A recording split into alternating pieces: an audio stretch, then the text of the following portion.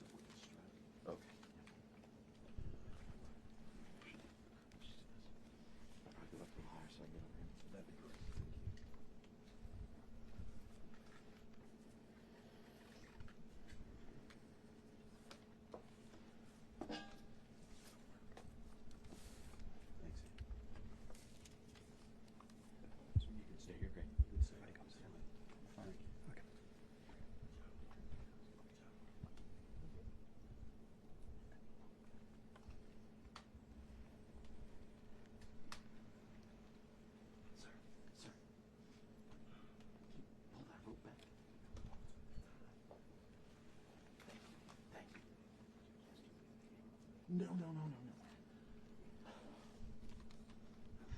He said, do you want us to move the camera? Jesus Christ.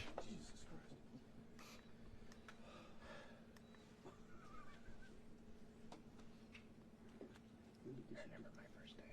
This is your second cookies. 33 years ago. You get up.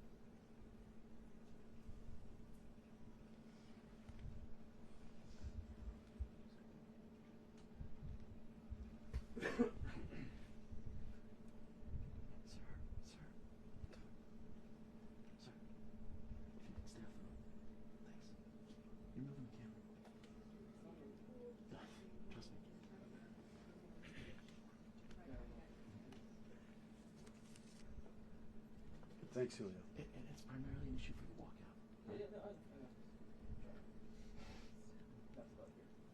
The rope is pushing into it.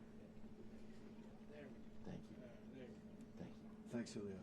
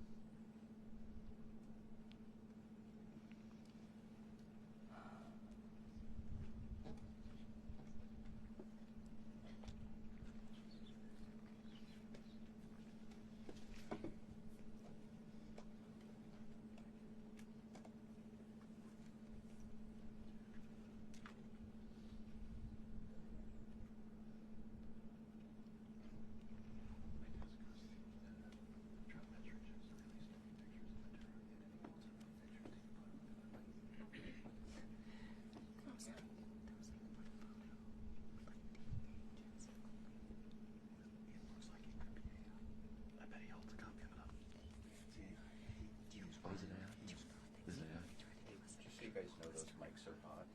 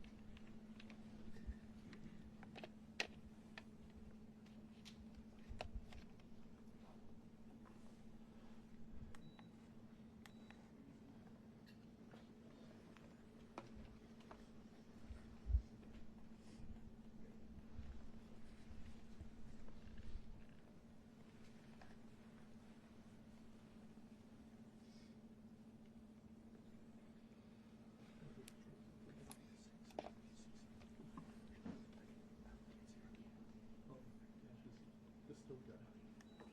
Peter. Yep. No, one of the stove guys keeps popping in your shop. Yeah. They see it on the. Gotta watch on it. This is good. Who is it? Your Yeah, foot right keeps now it's hitting okay. the tripod. Is it true? Yeah. With the lens, Yeah. you're not going to pay him. I will, but not right Okay. now. Not until he's come. Okay. Peter, which direction should I move my feet? To my right? To your right. Yeah. Is that better? Cool. Yeah. Again, it's in the shot. Okay. Yeah. Just let me know. Just trying to figure it out. How about down here? Yeah. I mean, that's fine. That's fine. Okay.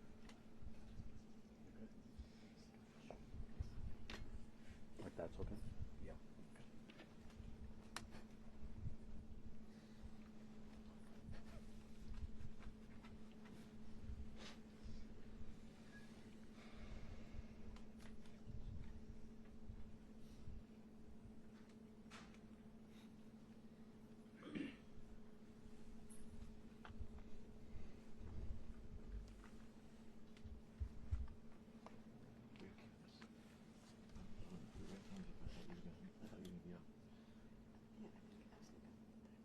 Oh, yeah.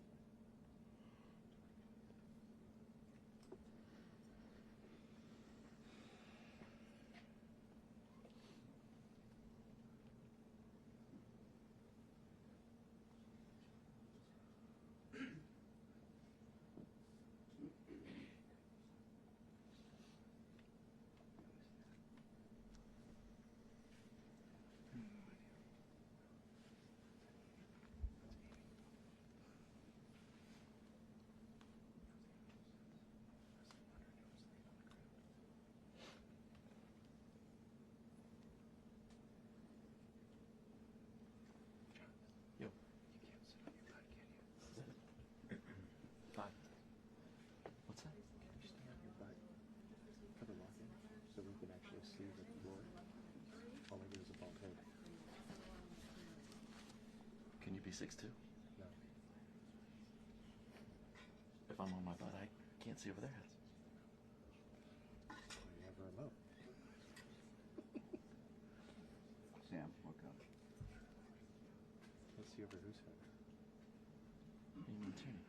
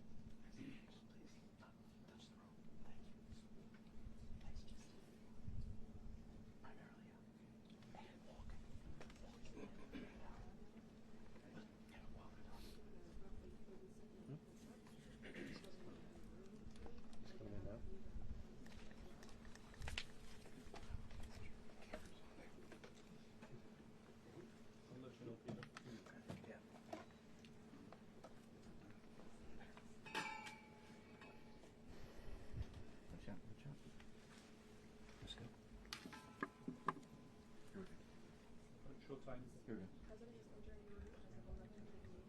Here it comes. Hello, everybody. Mr. President? Good morning. Okay, thank you very much. This is big stuff. We appreciate you being here. Late last night and early today, at my direction, the United States Armed Forces conducted an extraordinary military operation in the capital of Venezuela.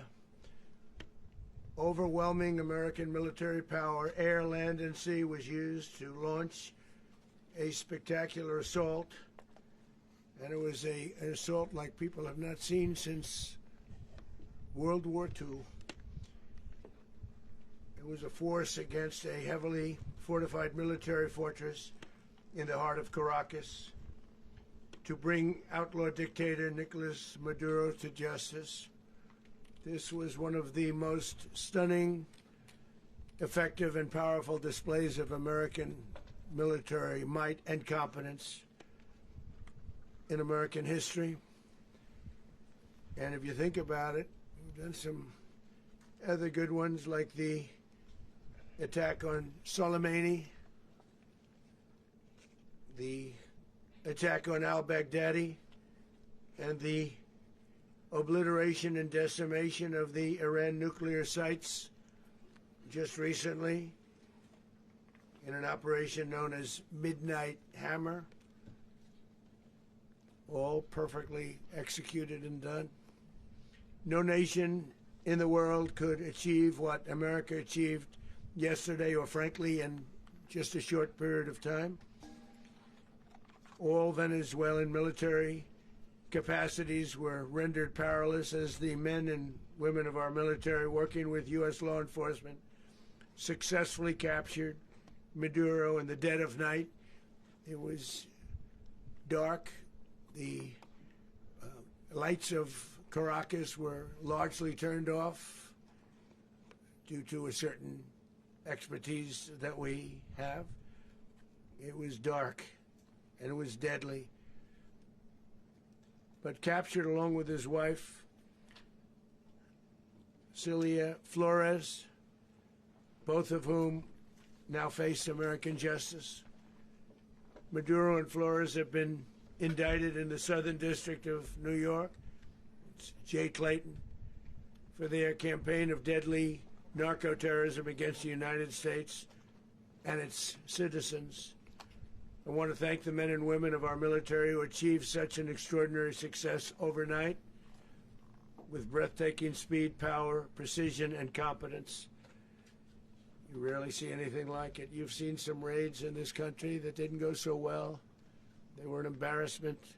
If you look back to Afghanistan, or if you look back to the Jimmy Carter days, they were different days. We're a respected country again, maybe like never before. These highly trained warriors, operating in collaboration with U.S. law enforcement, caught them in a very ready position. They were waiting for us. They knew we had many ships out in the sea, just sort of waiting. They knew we were coming. So they were in a ready, what's called a ready position. But they were completely overwhelmed and very quickly incapacitated. If you would have seen what I saw last night, you would have been very impressed. I'm not sure that you'll ever get to see it, but it was an incredible thing to see. Not a single American service member was killed, and not a single piece of American equipment was lost. We had many helicopters, many planes, many people involved in that fight. But think of that, not one piece of military equipment was lost, not one service member was, more importantly, killed. The United States military is the strongest and most fearsome military on the planet by far, with capabilities and skills our enemies can scarcely begin to imagine. We have the best equipment anywhere in the world.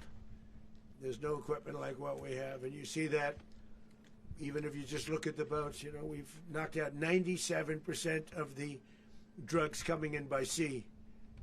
90%. Each boat kills 25, on average, 25,000 people. We knocked out 97%. And those drugs mostly come from a place called Venezuela. We're going to run the country until such time as we can do a safe, proper, and judicious transition. So we don't want to be involved with having somebody else get in and we have the same situation that we had for the last long period of years. So we are going to run the country until such time as we can do a safe, proper, and judicious transition. And it has to be judicious because that's what we're all about. We want peace, liberty, and justice for the great people of Venezuela, and that includes many from Venezuela that are now living in the United States and want to go back to their country. It's their homeland. We can't take a chance that somebody else takes over Venezuela that doesn't have the good of the Venezuelan people in mind. We've had decades of that. We're not going to let that happen. We're there now, and what people don't understand, but they understand as I say this, we're there now, but we're going to stay until such time as the proper transition can take place. So we're going to stay until such time as we're going to run it, essentially, until such time as a proper transition can take place. As everyone knows, the oil business in Venezuela has been a bust, a total bust, for a long period of time. They were pumping almost nothing by comparison to what they could have been pumping and what could have taken place. We're going to have our very large United States oil companies, the biggest anywhere in the world, go in, spend billions of dollars, fix the badly broken infrastructure, the oil infrastructure, and start making money for the country. And we are ready to stage a second and much larger attack if we need to do so. So we were prepared to do a second wave if we needed to do so. We actually assumed that a second wave would be necessary, but now it's probably not. The first wave, if you'd like to call it that, the first attack was so successful, we probably don't have to do a second, but we're prepared to do a second wave, a much bigger wave, actually. This was pinpoint, but we have a much bigger wave that probably won't have to do. This partnership of Venezuela with the United States of America, a country that everybody wants to be involved with because of what we were able to do and accomplish, will make the people of Venezuela rich, independent, and safe. And it will also make the many, many people from Venezuela that are living in the United States extremely happy. They suffered. They suffered. So much was taken from them. They're not going to suffer anymore.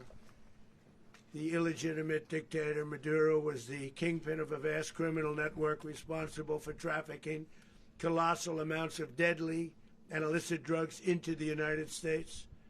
As alleged in the indictment, he personally oversaw the vicious cartel known as Cartel de las Solas, which flooded our nation with lethal poison responsible for the deaths of countless Americans, the many, many Americans. Hundreds of thousands over the years of Americans died because of him.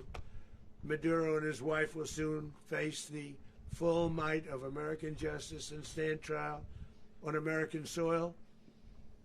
Right now they're on a ship. They'll be heading to ultimately New York, and then a decision will be made, I assume, between New York and Miami or Florida. But we have people where the overwhelming evidence of their crimes will be presented in a court of law. And I've seen it. I've seen what we have. It's both horrible and breathtaking that something like this could have been allowed to take place. For many years after his term as president of Venezuela expired, Maduro remained in power and waged a ceaseless campaign of violence, terror, and subversion against the United States of America, threatening not only our people, but the stability of the entire region. And you all saw it. In addition to trafficking gigantic amounts of illegal drugs that inflicted untold suffering and human destruction all over the country, all over in particular the United States, Maduro sent savage and murderous gangs, including the bloodthirsty prison gang Tren de Aragua, to terrorize American communities nationwide, and he did indeed. They were in Colorado. They took over apartment complexes. They cut the fingers off people if they called police. They were brutal, but they're not so brutal now. And I just have to congratulate our military, Pete and everybody, and our National Guard, because the job that they've done, whether it's in Washington, D.C., where we have a totally safe city, where it was one of the most unsafe cities anywhere in the world, frankly, and now we have no crime in Washington, D.C. We haven't had a killing. We had the terrorist attack a few weeks ago. A little bit of a different kind of a threat, but we haven't had a killing in a long period of time, 6-7 months. We used to have two, on average, 2 a week in Washington, our capital. We don't have that anymore. The restaurants are opening. Everyone's happy. They're going, they're walking their daughters, they're walking their children, their wives. They walk to restaurants. Restaurants are opening all over Washington, D.C. So I want to thank the National Guard. I want to thank our military. And I want to thank law enforcement. Been amazing. And they should do it with more cities. We're doing it, as you know, and we're doing it in Memphis, Tennessee right now, and crime is down. We've just sort of started a few weeks ago, but crime is down now 77%. And the governor of Louisiana called, great person, and he wanted us to help him, as you know, in a certain very nice part of Louisiana, and we have done that. It was a rough section, and we have crime down. I understand it's down to almost nothing already after 2.5 weeks. New Orleans, it's down to almost nothing, and we've only been there for 2.5 weeks. Can't imagine why governors wouldn't want us to help. We also helped, as you know, in Chicago, and crime went down a little bit there. We did a very small help because we had no working ability with the governor. The governor was a disaster, and the mayor was a disaster. But it knocked down crime. But we're pulling out of there when they need us. We'll know. You'll know. You'll be writing about it. And likewise, Los Angeles, where we saved Los Angeles early on, where the head of the police department made a statement that if the federal government didn't come in, we would have lost Los Angeles. That's long after the fires. That's when they had the riots in Los Angeles. We did a great job. Got no credit for it whatsoever, but that's okay. It doesn't matter. We don't need the credit. But we'll be pulling out when they need us. They'll call, or we'll go back if we have to. We'll go back. But we did a great job in various cities. But the place that we're very proud of is Washington, D.C., because it's our nation's capital. We took it from being a crime-ridden mess to being one of the safest cities in the country. But the gangs that they sent raped, tortured, and murdered American women and children. They were in all of the cities I mentioned, Tren de Aragua. And they were sent by Maduro to terrorize our people, and now Maduro will never again be able to threaten an American citizen or anybody from Venezuela. There will no longer be threats. For years I've highlighted the stories of those innocent Americans whose lives were so heartlessly robbed by this Venezuelan terrorist organization. Really one of the worst. One of the worst, they say the worst. Americans like 12-year-old Jocelyn Nungary from Houston. Beautiful Jocelyn Nungary, what happened to her? They, as you know, they kidnapped, assaulted, and murdered by Tren de Aragua animals. They murdered Jocelyn and left her dead under the bridge. There was a bridge that will never be the same to so many people after seeing what happened. As I've said many times, the Maduro regime emptied out their prisons, sent their worst and most violent monsters into the United States, to steal American lives. And they came from mental institutions and insane asylums. They came from prisons and jails. The reason I say both, they sound similar. Actually, prisons a little bit more hostile, a little bit tougher. A mental institution isn't as tough as an insane asylum, but we got them both. They sent from their mental institutions. They sent from their jails, prisons. They were drug dealers. They were drug kingpins. They sent everybody bad into the United States. But no longer. And we have now a border where nobody gets through.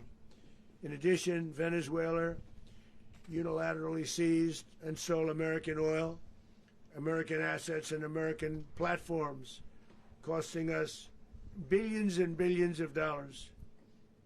They did this a while ago, but we never had a president that did anything about it. They took all of our property. It was our property. We built it. And we never had a president that decided to do anything about it. Instead, they fought wars that were 10,000 miles away. We built Venezuela oil industry with American talent, drive, and skill, and the socialist regime stole it from us during those previous administrations, and they stole it through force. This constituted one of the largest thefts of American property in the history of our country. Considered the largest theft of property in the history of our country. Massive oil infrastructure was taken like we were babies, and we didn't do anything about it. I would have done something about it.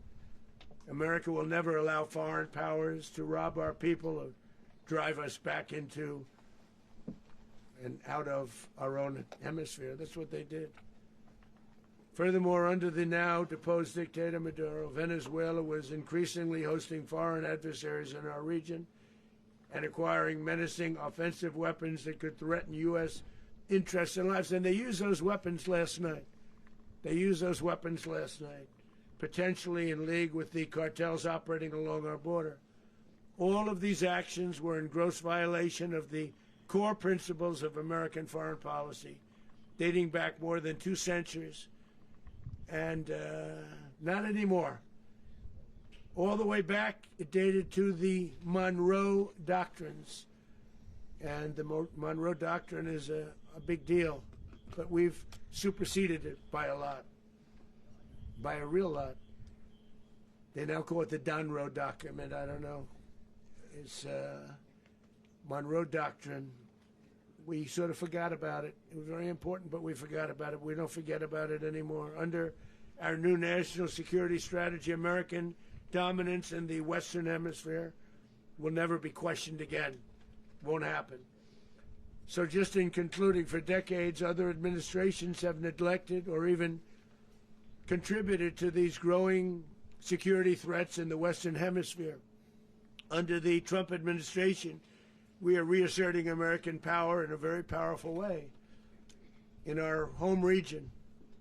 And our home region is very different than it was just a short while ago. The future will be, and we did this in my first term. We had great dominance in my first term, and we have far greater dominance right now. Everyone's coming back to us. The future will be determined by the ability to protect commerce and territory and resources that are core to national security. These are core to our national security. Just like tariffs are, they've made our country rich, and they've made our national security stronger than ever before. But these are the iron laws that have always determined global power. And we're going to keep it that way. We will secure our borders. We will stop the terrorists. We will crash the cartels, and we will defend our citizens against all threats, foreign and domestic. Other presidents may have lacked the courage or whatever to defend America, but I will never allow terrorists and criminals to operate with impunity against the United States. This extremely successful operation should serve as warning to anyone who would threaten American sovereignty or endanger American lives. Very importantly, the embargo on all Venezuelan oil remains in full effect. The American Armada remains poised in position, and the United States retains all military options until United States demands have been fully met and fully satisfied. All political and military figures in Venezuela should understand what happened to Maduro can happen to them, and it will happen to them if they aren't just, fair, even to their people. The dictator and terrorist, Maduro, is finally gone in Venezuela. People are free. They're free again. It's been a long time for them, but they're free. America is a safer nation. This morning, it's a prouder nation this morning because it didn't allow this horrible person and this country that was doing very bad things to us. It didn't allow it to happen. And the Western Hemisphere is right now a much safer place to be. So I want to thank everybody for being here. I want to thank General Raisin Kane. He's a fantastic man. I've worked with a lot of generals. I worked with some I didn't like. I worked with some I didn't respect. I worked with some that just weren't good. But this guy is fantastic. I watched last night one of the most precise attacks on sovereignty. I mean, it was an attack for justice. And I'm very proud of him, and I'm very proud of our Secretary of War, Pete Hegseth, who I'm going to ask to say a few words. Thank you very much. Mr. President, can you explain how the U.S. will run Venezuela? Well, thank you, Mr. President. Finally, a commander-in-chief the world respects and the American people deserve. And as the President said, words can barely capture the bravery and the power and the precision of this historic operation. A massive joint military and law enforcement raid flawlessly executed by the greatest Americans our country has to offer. American warriors are second to none, the best in the world and the best of our country. What all of us witnessed last night was sheer guts and grit, gallantry, and glory of the American warrior. I'm simply humbled by such men, and I tip my hat to our chairman, Dan Raisin Kane, and all those Americans who stood watch last night. Our warriors are the elite of America, and again, President Trump has your back. No other country on planet Earth, and it's not even close, could pull this kind of operation off. And no other president has ever shown this kind of leadership, courage, and resolve. The most powerful combination the world has ever seen. As the President said, our adversaries remain on notice. America can project our will anywhere, anytime. The coordination, the stealth, the lethality, the precision, the very long arm of American justice, all on full display in the middle of the night. Nicolas Maduro had his chance, just like Iran had their chance, until they didn't and until he didn't. He effed around, and he found out. President Trump is deadly serious about stopping the flow of gangs and violence to our country. Deadly serious about stopping the flow of drugs and poison to our people. Deadly serious about getting back the oil that was stolen from us. And deadly serious about reestablishing American deterrence and dominance in the Western Hemisphere. This is about the safety, security, freedom, and prosperity of the American people. This is America first. This is peace through strength.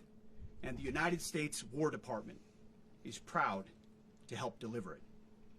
Welcome to 2026, and under President Trump, America is back. I'd like to welcome now our chairman, Chairman Raisin Kane, to give a few more details about the operation. Mr. Chairman. Thank you, Mr. Secretary. Thank you, Mr. President, and good morning. Last night, on the order of the President of the United States and in support of a request from the Department of Justice, as the President said, the United States military conducted an apprehension mission in Caracas, Venezuela, to bring to justice two indicted persons, Nicolas and Cecilia Maduro. This operation, known as Operation Absolute Resolve, was discreet, precise, and conducted during the darkest hours of January 2nd and was the culmination of months of planning and rehearsal, an operation that, frankly, only the United States military could undertake. What I'd like to do this morning is talk to you through some of the preparation and the details without compromising any of our tactics, techniques, and procedures. There is always a chance that we'll be tasked to do this type of mission again. Our interagency work began months ago and built on decades of experience of integrating complex air, ground, space, and maritime operations. While the past 2 decades have honed the skills of our special operations forces, this particular mission required every component of our joint force, with soldiers, sailors, airmen, Marines, and Guardians working in unison with our intelligence agency partners and law enforcement teammates in an unprecedented operation. We leveraged our unmatched intelligence capabilities and our years of experience in hunting terrorists, and we could not have done this mission without the incredible work by various intelligence agencies, including the CIA, NSA, and NGA. We watched, we waited, we prepared, we remained patient and professional. This mission was meticulously planned, drawing lessons from decades of missions over the last many years, many missions over these last many years. This was an audacious operation that only the United States could do.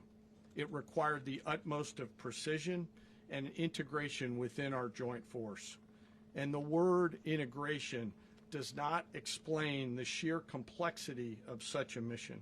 An extraction so precise it involved more than 150 aircraft launching across the Western Hemisphere in close coordination, all coming together in time and place to layer effects for a single purpose: to get an interdiction force into downtown Caracas while maintaining the element of tactical surprise.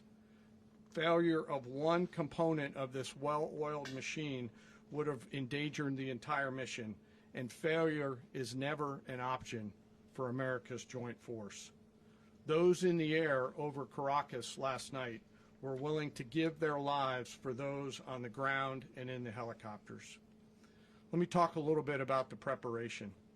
After months of work by our intelligence teammates to find Maduro and understand how he moved, where he lived, where he traveled, what he ate, what he wore, what were his pets, in early December, our force was set pending a series of aligned events. Key was choosing the right day to minimize the potential for civilian harm and maximize the element of surprise, and minimize the harm to the indicted personnel so, as the President said, they could be brought to justice. And as the President said earlier today, weather in Venezuela is always a factor this time of the year. And over the weeks through Christmas and New Year's, the men and women of the United States military sat ready, patiently waiting for the right triggers to be met and the President to order us into action. Last night, the weather broke just enough, clearing a path that only the most skilled aviators in the world could maneuver through. Ocean, mountain, low cloud ceilings, but when tasked with a mission, this organization does not quit. At 10:46 p.m. Eastern Time last night, the President ordered the United States military to move forward with this mission. He said to us, and we appreciate it, Mr. President, good luck and Godspeed. And those words were transmitted to the entire joint force.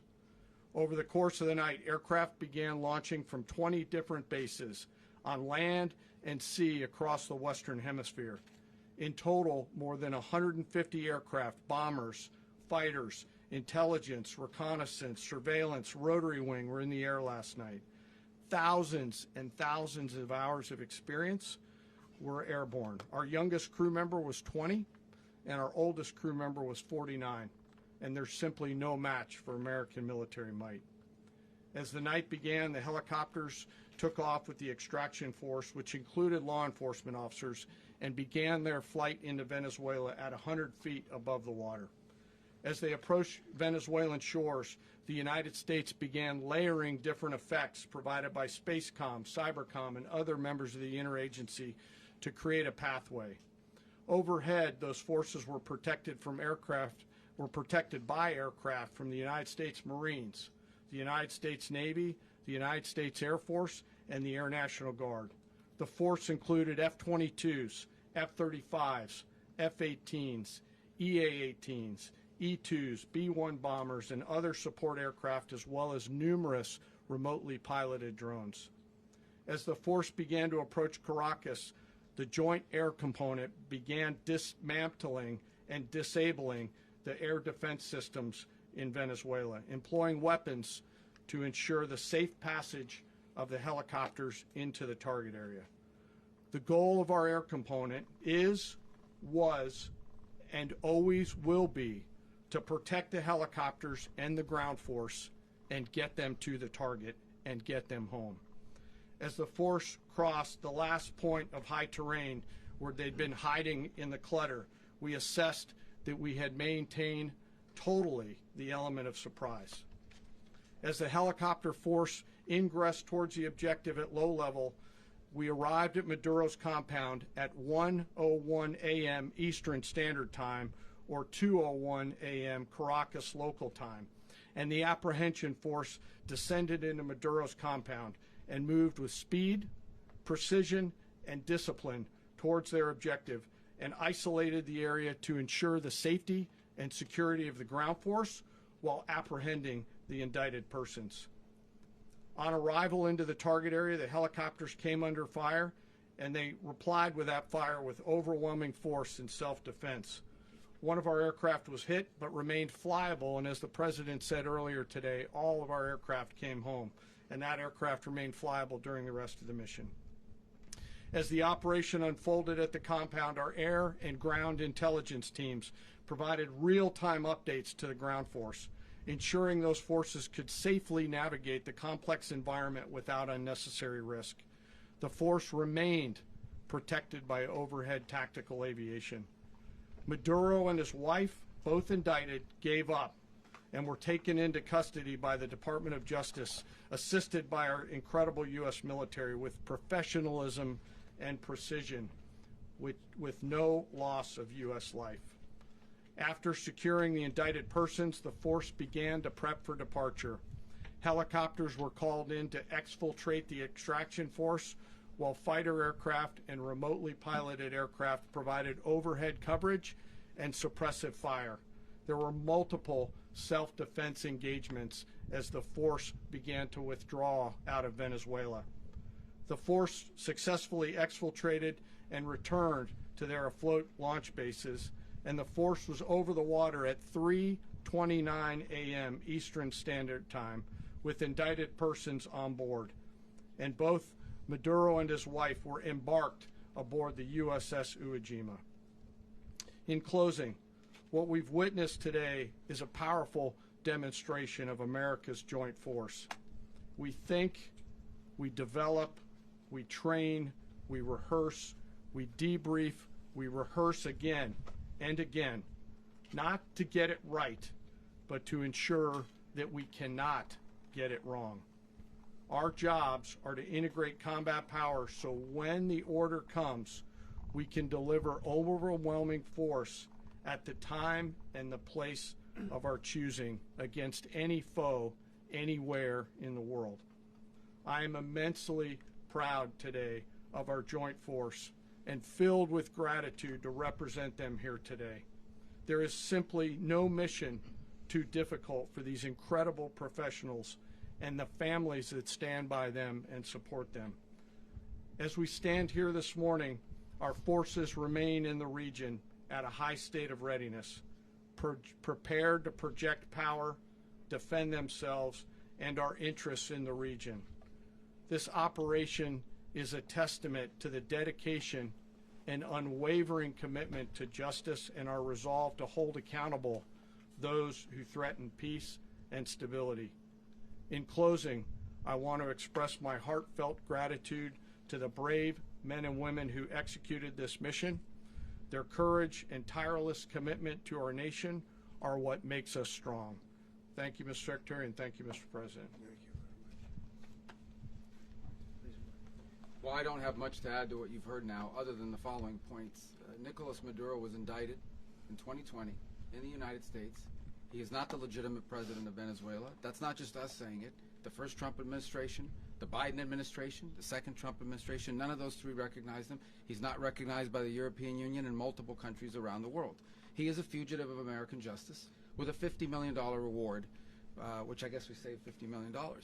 And We should make sure. yeah, exactly. But Don't let anybody claim it. Nobody deserves it but us. But I want to be clear about one thing. Nicolas Maduro had multiple opportunities to avoid this. He was provided multiple very, very, very generous offers and chose instead to act like a wild man, chose instead to play around. And the result is what we saw tonight. The other message here is the following. You have a guy, like many people around the world, they like to play games. You have a guy who decides he's going to invite Iran into his country, is going to, do the confiscation of American oil companies, is going to flood our country with gang members, is going to take Americans prisoner and try to hold them for hostage and trade them like he was able to do with the Biden administration. Basically likes to play games all this time and thinks nothing's going to happen. And I hope what people now understand is that we have a president. The 47th president of the United States is not a game player. When he tells you that he's going to do something, when tells you he's going to address a problem, he means it. He actions it. I can tell you, I've watched this process now for 14, 15 years, been around it. Everybody talks, I'm going to do this, I'm going to do that. When I get there, we're going to do this, we're going to take. This is a president of action. Like, I don't understand yet how they haven't figured this out. And now, if you don't know, now you know. Because this is the way it's going to play out. And I think people need to understand that this is not a president that just talks and does letters and press conferences. And, if he says he's serious about something, he means it. And this is something that was a direct threat to the national interest of the United States, and the president addressed it. This is a president of peace, by the way. I told you what I just said earlier. This guy had multiple opportunities to find his way somewhere else and figure out another. He could have been living somewhere else right now very happy, but instead he wanted to play big boy. And so now, he's got other sets of problems on his hands. And but I think the message here should be for the world. Look, the president doesn't go out looking for people to pick fights with. He's not, generally wants to get along with everybody. We'll talk and meet with anybody, but don't play games. Don't play games with this president's in office, because it's not going to turn out well.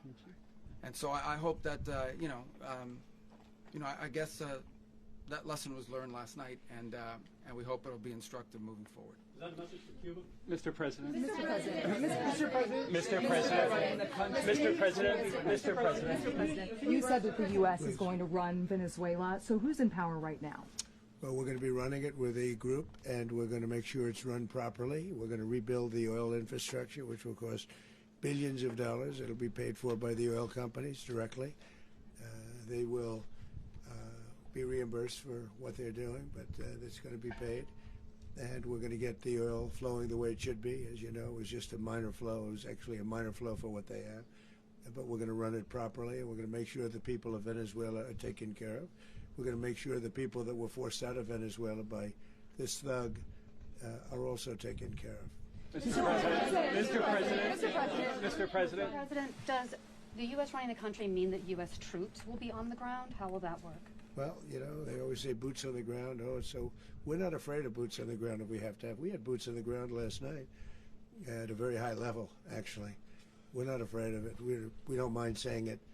But we're going to make sure that that country is run properly. We're not doing this in vain. This is a very dangerous attack. This is an attack that could have gone very, very badly. Could have gone very badly. We could have lost a lot of people last night. We could have lost a lot of dignity. We could have lost a lot of equipment. The equipment is less important, but we could have lost a lot. And we're going to make sure that this is proper. We're there now. We're ready to go again if we have to.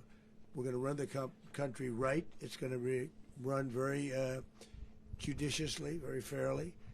It's going to make a lot of money. We're going to give money to the people. We're going to reimburse people that were taken advantage of.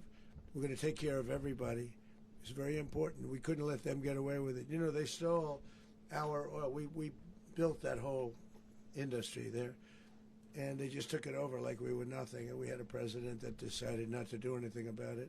So we did something about it. We're late, but we did something about it. Yeah, please. Mr. President, can you explain the exact mechanism by which you're going to run the country? Are you going to designate a U.S. official to coordinate? It's Can you all just it's all that? being done right now. We're designating people. We're talking to Who people. We're specifically? designating various people, and we're going to let you know who those people are. Mr. President. What's the group you mentioned that would run Venezuela? Well, it's largely going to be, for a period of time, the people that are standing right behind me. We're going to be running it. We're going to be bringing it back. It's a dead, I talk about a dead country. A year and a half ago, we were a dead country. Now we're the hottest country anywhere in the world. We're a country doing better than any country anywhere in the world. And it required leadership. Venezuela has a lot of bad people in there, a lot of bad people that shouldn't be leading. We're not going to take a chance that one of those people take over for Maduro. So you can look at, and others, we have fantastic people, including people in the military. So we're going to have a group of people running it until such time as it can be put back on track, make a lot of money for the people, and give people a great way of life, and also reimbursement for people in our country that were forced out of Venezuela. Mr. President, Rubio would be. You said earlier today that you weren't going to back Machado to come back and be the opposition leader in your Fox and Friends interview. And then you also mentioned the vice president of Venezuela. Are you going to work with the vice president of Venezuela, or how do you foresee the relationship going? I understand she was just sworn in, but she was, as you know, picked by Maduro. So Marco's working on that directly. He just had a conversation with her, and she's essentially willing to do what we think is necessary to make Venezuela great again. Very simple. Mr. President, Colombian President Gustavo Petro, a couple weeks ago, he said he's got to watch his ass. And today, he said he's not concerned about anything happening to him in the aftermath of this operation. So, just what your message is about that? Well, he has cocaine mills. He has factories where he makes cocaine. And yeah, I think I stick by my first statement. He's making cocaine. They're sending it into the United States. So he does have to watch his ass. Mr. President, did you notify any members of Congress in advance? Marco, do you want to talk about that? Because you were involved in it. Sure. We call members of Congress immediately after. This was not the kind of mission that you can do congressional notification on. It was a trigger-based mission in which conditions had to be met night after night. We watched and monitored that for a number of days. So it's just simply not the kind of mission you can call people and say, hey, we may do this at some point in the next 15 days. But it's largely a law enforcement function. Remember, at the end of the day, at its core, this was an arrest of 2 indicted fugitives of American justice, and the Department of War supported the Department of Justice in that job. Now, there are broader policy implications here, but it's just not the kind of mission that you can pre-notify because it endangers the mission. If I could add one thing to that, Congress has a tendency to leak. This would not be good. If they leaked, General, I think it would have been maybe a very different result. But I have to say, they knew we were coming at some point, We had a lot of ships out there. They sort of knew we were coming. But Congress will leak, and we don't want leaking. Mr. President, you were one of the only people to watch this all play out live. What was Maduro doing when the U.S. forces entered what I assume would be his home? And also, was there any point where the U.S. was considering if Maduro pushed back or resisted killing Maduro? It could have happened. It could have happened. He was trying to get into a safe place. You know what a safe place is, all steel. And he wasn't able to make it to the door because our guys were so fast. They went through the opposition so fast. And there was a lot of opposition. People were wondering, do we get them by surprise? Sort of surprised, but they were waiting for something. It was a lot of opposition. There was a lot of gunfire. You saw some of it today. But he was trying to get to a safe place, which wasn't safe because we would have had the door blown up in about 47 seconds, they say on average, regardless of how thick the steel was. It was a very thick door. It was a very heavy door, but he was unable to get to that door. He made it to the door. He was unable to close it. So where is Maduro going to be? Go ahead, finish. Where is Maduro going to be in the time being right now? Do you know his exact whereabouts? Well, eventually, ultimately, in the near future, he's going to be brought to New York. And where is he going to be held? Where is he going to be held in New York? Do you know? That's going to be up to the officials that do these things. Mr. President, the U.S. has something of a mixed track record of ousting dictators without necessarily a plan for what comes afterwards. Did that weigh on your decision making? Well, that's why we had making? different presidents, but with me, that's not true. With me, we've had a perfect track record of winning.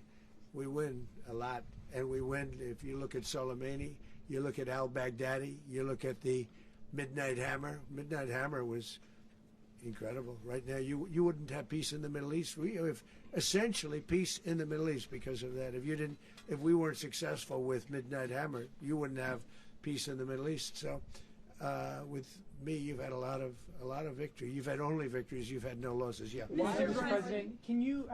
How long do you expect the U.S. to run Venezuela, and how soon do you want the Venezuelan people to hold elections? So I'd like to do it quickly, but it takes a period of time. You know, we're rebuilding. We have to rebuild their whole infrastructure. The infrastructure is rotted. It's actually very dangerous. It's blow-up territory. Oil is very dangerous. It's a very dangerous thing to take out of the ground. It can kill a lot of people. It has killed a lot of people doing just that. The infrastructure is old. It's rotted. Much of it is stuff that we put there 25 years ago, and we're going to be replacing it. And we're going to take a lot of money out so that we can take care of the country. Are you saying that Secretary Rubio and Mr. President, China, Russia, and Iran have interests in Venezuela. How does this operation affect your relationships with them when it comes to the oil and drugs? In terms of China and Russia, Russia when we get things straightened out. But in terms of other countries that want oil, we're in the oil business. We're going to sell it to them. We're not going to say we're not going to. In other words, we'll be selling oil probably in much larger doses because they couldn't produce very much because their infrastructure was so bad. So we'll be selling large amounts of oil to other countries, many of whom are using it now, but I would say many more will come. Are you saying that, Mr. President, are you saying that? Mr. President, thank you. What is your message to the people of Venezuela today? Of course, the civilian population specifically, they have a lot of questions. What is your message to the people of Venezuela? That you're going to have peace, justice. You're going to have some of the riches that you should have had for a long period of time. It was stolen from you. But you're going to have peace, and you're going to have safety. You're going to have justice. You're going to have a country. You're going to have a real country. You're going to have potentially a great country. You know, if you go back 20 years, maybe even a little longer ago, that was a great country, and they destroyed it. Remember I said that if we lose this election, the United States will be Venezuela on steroids. That's what would have happened. Had we lost the election, the 2024 election, we suffered so badly. When you look at the border from 2020, what they did, what Joe Biden administration did to our country should never be forgotten.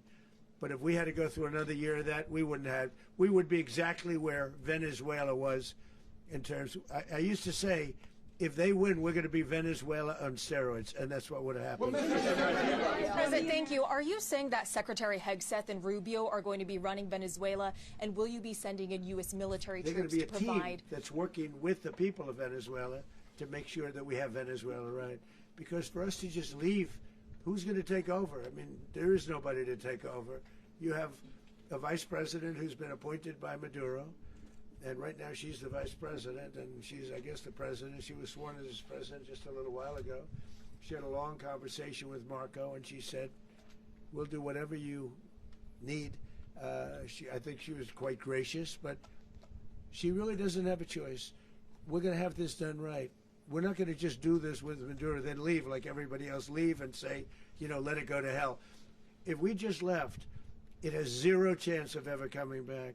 We'll run it properly. We'll run it professionally. We'll have the greatest oil companies in the world go in and invest billions and billions of dollars and take out money, use that money in Venezuela.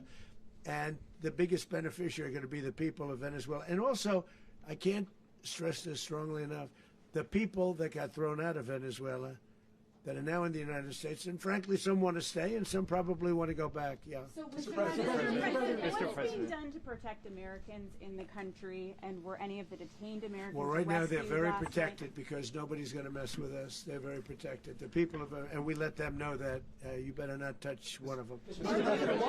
Are you concerned that bad elements of the Maduro regime will remain in place? Well, we know who they are. We're on them, and they're acting much differently now than they would have acted 2 days ago. And what can you okay, say wait, about behind you, please. Mr. President, why is running a country in South America America first? Well, I think it is because we want to surround ourselves with good neighbors. We want to surround ourselves with stability. We want to surround ourselves with energy. We have tremendous energy in that country. It's very important that we protect it. We need that for ourselves. We need that for the world. And we want to make sure we can protect it. Yes, sir. Please, go ahead. Yeah, is there a message here for Cuba and Diaz-Canel? Well, Cuba's an interesting case. Cuba is, not doing very well right now. That system has not been a very good one for Cuba. The people there have suffered for many, many years. And I think Cuba is going to be something we'll end up talking about, because Cuba is a failing nation right now, very badly failing nation. And we want to help the people of, it's very similar in the sense that we want to help the people in Cuba, but we want to also help the people that were forced out of Cuba and living in this country. Do you want to say something about that, Marco, please? Well, I mean, I just gave you a statement a few minutes ago about, you know, when the president speaks, you should take him seriously. So suffice it to say, you know, Cuba is a disaster. It's run by incompetent, senile men, and in some cases, not senile, but incompetent nonetheless. It has no economy. It's in total collapse. And by the way, you know, they were, you know, all the guards that helped protect Maduro, this is well known, their whole spy agency, all that were full of Cubans. I mean, they basically, it's amazing. This poor island took over Venezuela in some cases. One of the biggest problems that Venezuelans have is they have to declare independence from Cuba. They tried to basically colonize it from a security standpoint. So, yeah, look, if I lived in Havana and I was in the government, I'd be concerned, at least a little bit. Are you cutting off the oil flow to Cuba from Venezuela? Well, the president already announced a week ago that anything that's sanctioned, it's sanctioned oil, it's not going to be allowed to get there. So that's an The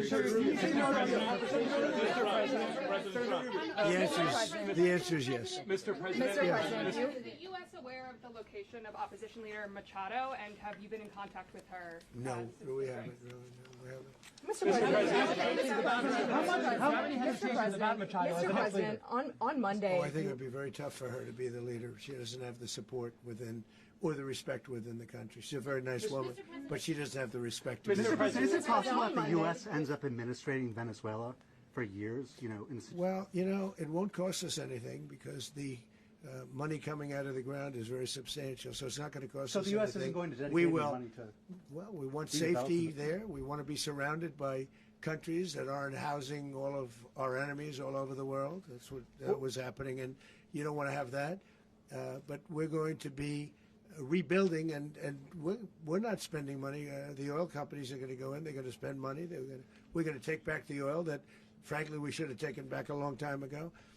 A lot of money is coming out of the ground. We're going to get reimbursed for all of that. We're going to get reimbursed for everything that we spend. So it's going to be a very important. This is a very big evening that took place last night. We have to be surrounded by safe, secure countries, and we also have to have energy. Very important. We have to have energy that's real energy, not where they're getting 4% and 5% of the energy out of the ground.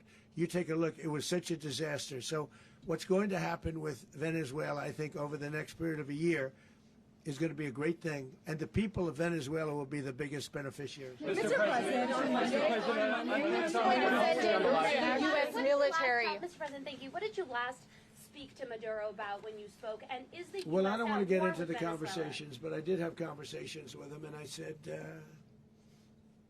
got to surrender. And I actually thought he was pretty close to doing so, but now he wished he did, yeah. Mr. President, can you explain, you said that Maduro is responsible for drug trafficking. You recently pardoned the former president of Honduras who was convicted on many drug trafficking. Can you explain how these two situations are different? And would you ever pardon Maduro? I endorsed, as you know, the winning president, the man who won in Honduras. I endorsed the man who won in Chile. I endorsed the man who won in Argentina. And we are doing very well with that whole group. What the man that I pardoned was, if you could equate it to us, he was treated like the Biden administration treated a man named Trump. That didn't work out too well for them. This was a man who was persecuted very unfairly. He was the head of the country. He was persecuted very unfairly. And there are a number of them. And we felt that it was a very unfair situation that happened to him. He's also a party member of the man who won. So obviously the people liked what I did. And one of the reasons that was done is because of the fact that the party in power felt very strongly that that man was treated very badly. I studied it very quickly, and then I studied it in great detail. I went to a lot of the people standing behind me, and they felt that that man was persecuted and treated very badly. That's why I gave him a pardon. Mr. President, you referenced boots on the ground earlier. Can you just sort of button this up? Do you envision the U.S. military having a presence in Venezuela as the U.S. runs that country? Well, no, we're going to have a presence in Venezuela as it pertains to oil, because we have to have, we're sending our expertise in. So you may need something, not very much. But no, we're going to be taking out a tremendous amount of wealth out of the ground. and that wealth is going to the people of Venezuela and people from outside of Venezuela that used to be in Venezuela. And it goes also to the United States of America in the form of reimbursement for the damages caused us by that country. So I want to thank you all very much. Thank you. Do you have one? Yes, please. You were so nice before. I'm going to give you the final question. Go Thank ahead. you, Mr. Unless it's a bad question, in which case I'll go one more. It's about who? It's about Putin, if you want. About Putin. Well, that's always nice. You had a to talk phone. about Putin. You had a phone call with him on Yeah. Monday. Did he talk at all about Maduro? Did y'all talk about this? No, we didn't. And We then- never spoke about Maduro. Are you mad at him right now? I mean, there's this I'm not intelligence. thrilled with Putin. I'm not thrilled with Putin. He's killing too many people. There was that intelligence. I thought that would be so. I settled 8 1/4 war. You know what the 1/4 was? Thailand and Cambodia. I did it again. They broke out, and I did it in about 5 hours, and I settled it. I'm giving myself 1/4, so I'm up to now 8 1/4. In other words, I settled the war, but then they broke out. They had a pretty bad breakout over the last 4 days. I got them to go back to peace. So I only give 1/4. I thought the easiest one would be, one of the easier ones would be Russia, Ukraine. It's not. And they both have done some pretty bad things. And look, that's Biden's war. That's not my war. But I want to stop the lives. Did you see where last month, 30,000, it was 27,000 the month before. 30,000, mostly soldiers, were killed this last month. 30,000. I want to stop that. You know, I got NATO to pay 5% instead of the 2% that they weren't paying. They weren't paying 2, now they pay 5. And we send them a lot of munitions, we send them a lot of things, missiles and various other things, a lot. And they pay. The United States is not losing money. We're probably making money on that. It's the last thing I care about. I just want to stop all those people. We're losing 25, 30,000 human beings. They come from 2 places that are very far away. But if I can stop, because it's something I've been pretty good at doing, deals, I guess. It's all a deal. Life is a big deal.